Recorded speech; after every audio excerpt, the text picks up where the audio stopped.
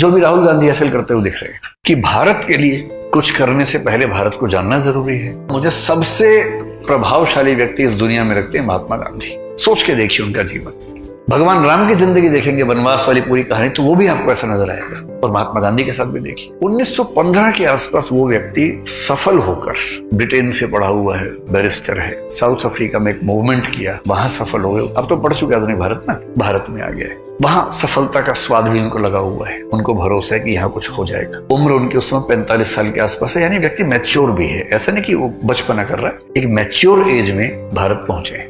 और उनका तरीका बड़ा ठीक है, जो भी राहुल गांधी हासिल करते हुए दिख रहे हैं कि भारत के लिए कुछ करने से पहले भारत को जानना जरूरी है। तो पूरे भारत को पहले समझा उन्होंने, यात्राएं की, देखा, फिर 2-3 छोटे छोटे मूवमेंट्स किए, चंपारण वगैरह किया, एक जिसको बोलेंगे नेट प्रैक्टिस भी कर ली कि अब मैं इस समाज के मिजाज को समझ पा रहा हूं, आप कुछ बड़ा करेंगे। और वहां से खिलाफत को अगर न भी केंद्र में रखें, असहयोग आंदोलन हम कह सकते हैं कि बड़ा एक उनका प्रयास है। और उनके मन में ऐसा महसूस उनको हो गया है कि बहुत मुश्किल नहीं है। अंग्रेज सत्ता इसलिए चल पा रही है क्योंकि भारतीयों का मौन सहयोग मिला हुआ है। अगर सहयोग नहीं मिलेगा तो कहां से चलेंगे, तो असहयोग करते हैं। और उनके मन में है कि अगर ठीक से असहयोग कर दिया तो 1 आध साल होते होते शायद चीजें पलट जाएंगी। जो व्यक्ति 1918-19 में इस भाव में है, उसने एक आंदोलन किया बड़ा। उस आंदोलन में कुछ चीजें ऐसी हो गई, जो एक हत्याकांड हम बोलते हैं, चोरी चोरा वाला, वो हुआ। आंदोलन वापस लिया। जनता का मिजाज नहीं समझ में आ रहा उतना, लोग गुस्सा हो जाते हैं बार बार, अहिंसा छूटती है। और उनकी धारणा है कि अहिंसा के बिना आंदोलन चल नहीं पाएगा। फिर 10 साल की पेशेंस, और उसके बाद 1929-30 में फिर एक बड़ा आंदोलन, फिर फेलियर, फिर 12 साल की लंबी प्रतीक्षा, उसके बाद फिर एक बड़ा आंदोलन 1942 में, उसके बाद भी सफलता नहीं। और उसके बाद दुनिया भर की परिस्थितियों के बदलने के साथ साथ यहाँ की स्थितियों का बदलना, और 47 में आजादी मिलना, वो भी वैसे नहीं मिलना जैसे चाह रहे थे। आप समझ रहे हैं, आप तो 2-2.5 साल के स्ट्रगल को लेकर परेशान है। ये आदमी 1915 से 1947 तक 32 साल तक स्ट्रगल कर रहा है। और अकेले नहीं कर रहा है, आपको तो अकेले करनी है, इसको पूरे देश को साथ लेके चलना है, देश से स्ट्रगल करवानी है।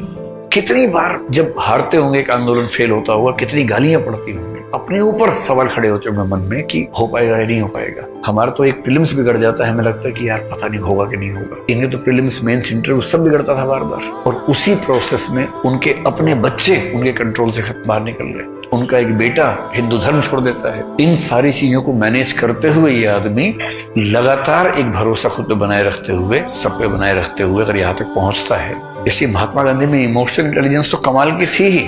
मेरे ख्याल से जो चीज उनको सबसे बड़ा बनाती है वो है परसिवियरेंस। और इसका सरल मतलब क्या है? उद्देश्य आज नहीं मिलेगा, कल मिलेगा, कल नहीं मिलेगा, परसों मिलेगा। जितना भी समय लगे, जितनी भी ऊर्जा लगे, जितनी भी थकान हो, जितनी बार हारना पड़े बीच में, जितनी बार गिरूंगा फिर उठ खड़ा होऊंगा और अपने पूरे मजबूत इरादे के साथ उस तरफ बढ़ता रहूंगा। और अंत में क्यों सफल नहीं होऊंगा भाई, क्यों नहीं होऊंगा सफल, ये तेवर चाहिए। और आपसे मैं कह रहा हूँ 2 साल की लड़ाई है, बीच बीच में ऐसे क्षण आएंगे। जिस दिन ऐसा हो ना कि एक दिन नहीं पढ़ पाए, उसकी भरपाई अगले दिन हो जानी चाहिए। हाँ, आप लोग जिस उम्र में है ठीक है, महीने में 30 दिन में 3-4 दिन ऐसे आएंगे कि आप नहीं पढ़ पाएंगे, सामान्य बात है। कभी घर जाना पड़ गया, कभी घर से कोई आ गया, कभी किसी दोस्त की तबीयत खराब हो गई। पत्थर मत बन जाना कि दोस्त की तबीयत खराब है कि यार मुझे बहुत तेज बुखार हो रहा है, आप कह रहे मेरे 3 घंटे बचे पढ़ने में, पढ़ा रहे आराम से। ऐसी पढ़ाई काम की नहीं है, उस दिन छोड़ दो पढ़ाई। महीने में 3-4-5 दिन ऐसे आएंगे जब पढ़ाई नहीं हो पाएगी, गोली मारो उस दिन। 25 दिन 10-10 घंटे पढ़ लीजिए, 250 घंटे हो गए। पूरे महीने की एवरेज से निकालेंगे तो 8 घंटे की एवरेज आ जाएगी। या 25 दिन 12 घंटे पढ़िए, 300 हो गए, 10 घंटे की एवरेज हो गई महीने की। आप मान के चलिए कि महीने में 25 दिन ही अंततः आपके हाथ में है, 3-4-5 दिन तो हाथ से निकल ही जाएंगे। पत्थर मत बन जाना उस चक्कर में कि माँ कह रही है कि बेटा बहुत दिन से मिले नहीं, एक दिन के लिए आ जा। आप कह रहे हैं माँ सर ने कहा था रोज 10 घंटे, माँ 3 दिन आऊंगा, 30 घंटे जोड़ के करना पड़ेगा, पूरा महीना निकल जाएगा। तो माँ समझ लो कि मैं भगवान राम की तरह वनवास पे हूँ, डिस्टर्ब मत करो माँ, एकदम डिस्टर्ब मत करो, आप बहुत परेशान करती हो। उधर से माँ की आंख से आंसू बह रहे हैं, ये ड्रामा मत करना, है ना। सफलता थोड़ी सी लेट मिले ठीक है, सबके साथ मिले ये जरूरी है। सबका दिल दुखा के मिले उसकी कोई कीमत नहीं है। बाद में आप खुद समझेंगे कि कुछ बचेगा ही नहीं, IAS बन जाएंगे, उससे कोई पूछेगा ही नहीं। बस सारे वही पूछेंगे जो आपकी ताकत से डरते हैं कि IAS से सब सलाम ठोकेंगे। मन में क्या आवाज आ रही है ना, उसकी वैल्यू ज्यादा है। अगर सलाम ठोकते हुए मन कर रहा है इसके लिए मैं जान दे सकता हूँ, तो मजा है। और यह है कि बेटा कुर्सी से उतर एक बार, तब बताऊंगा। सलाम तो मिल रहा है लेकिन वैल्यू नहीं है उसकी।